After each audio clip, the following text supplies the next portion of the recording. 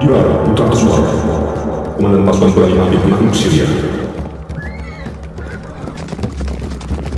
Dahulu kala hiduplah seorang prajurit yang sangat disegani. Kehebatannya bahkan diakui oleh komandan perang Islam yang paling dikenal dalam sejarah yang bergelar Saifullah atau pedang Allah, Khalid bin Walid. Dikisahkan dalam kitab Futuh Syam atau Penaklukan Syria, saat pasukan muslimin telah mengepung benteng Romawi di Damaskus selama 20 hari, tersiar kabar bahwa bala bantuan musuh dalam jumlah sangat besar telah berkumpul di wilayah Ajnadain dan bersiap memasuki arena pertempuran. Komandan Khalid bin Walid dari gerbang timur menemui Panglima Abu Ubaidah di gerbang Jabiah untuk memobilisasi pasukan pengepung ke Ajnadain dengan tujuan menggempur bala bantuan musuh. Namun Panglima Perang Abu Ubaidah menolak gagasan tersebut dengan alasan hal ini akan memberi kesempatan Damaskus untuk menata kembali peralatan perang mereka dan memulihkan tenaga yang sudah mulai lunglai. Khalid pun kembali ke pos di gerbang timur dan memerintahkan seluruh pasukan muslimin untuk menggempur benteng Romawi di Damaskus itu dengan lebih intensif.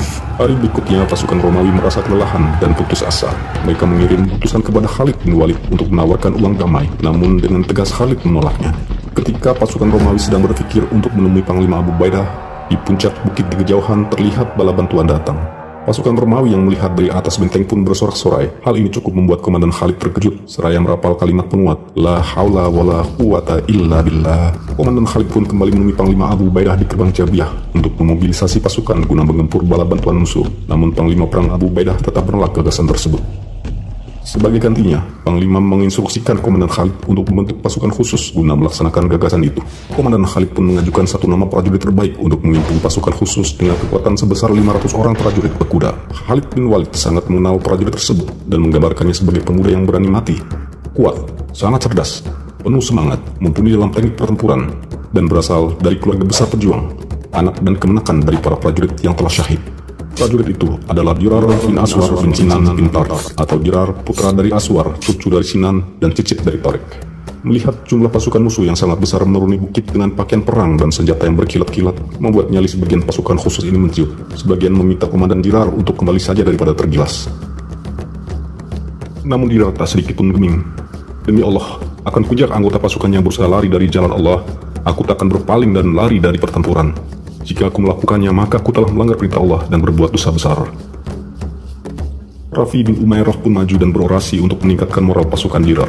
Rafi mengingatkan pasukan atas kemenangan-kemenangan para pendahulu mereka. Rafi mengingatkan kemenangan yang diraih Raja Talut atas Jalut yang kuat. Kemenangan hanya akan dicapai dengan kesabaran, serunya. Semangat tempur pasukan Dirar pun dapat diselamatkan, karena mereka lebih memilih Allah dan kehidupan yang abadi dibandingkan dengan kehidupan dunia yang fana. Salamah bin Khuwailid meriwayatkan, saya bersama skuadron Dirar. Ketika dengan bertelanjang dada, ia menaiki kuda Arabnya dan mengharap mati syahid. Ia maju dan menyerang pasukan Romawi sambil berteriak, Allahu Akbar. Pasukannya menanggapnya dengan seruan Allahu Akbar yang membuat nyali pasukan Kristen Romawi ciut.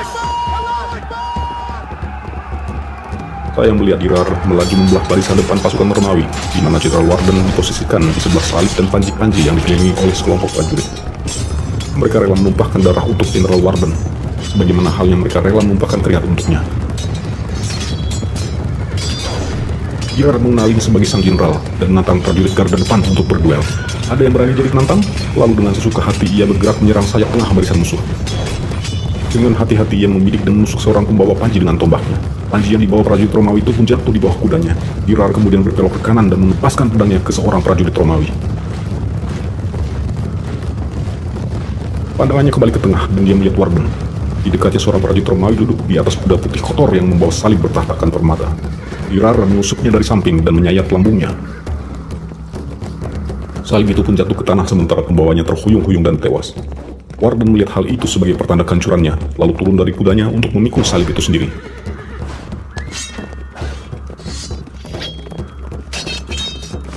Beberapa orang dari pasukan muslim bergegas turun dari kuda dan mengelilingi salib, sehingga menghalangi Warden untuk meraihnya. Dirar pun menyeru pasukannya.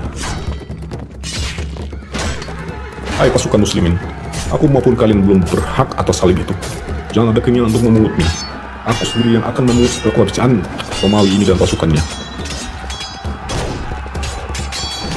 Warden mengerti bahasa Arab dan ingin melarikan diri ketika mendengar kata-kata Dirar.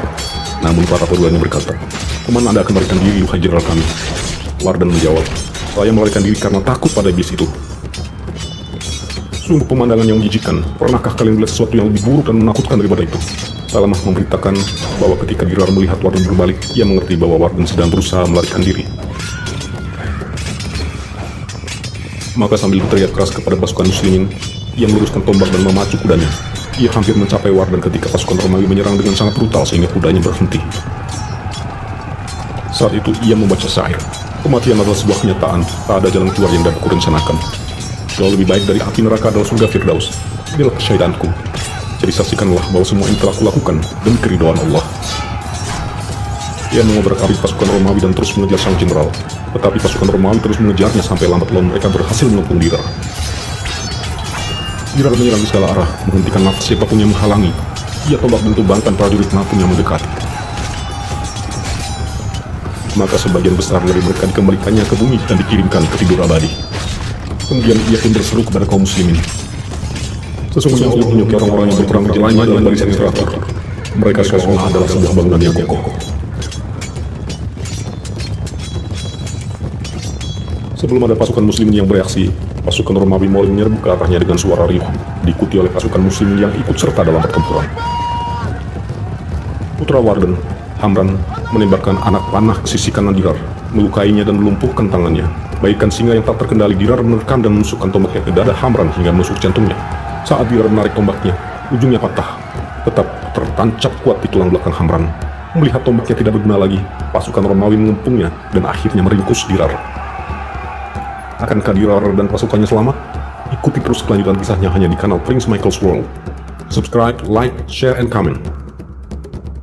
Dirar, putra Azwar, komandan pasukan berani mati penakluk Syria. Wassalamualaikum warahmatullahi wabarakatuh.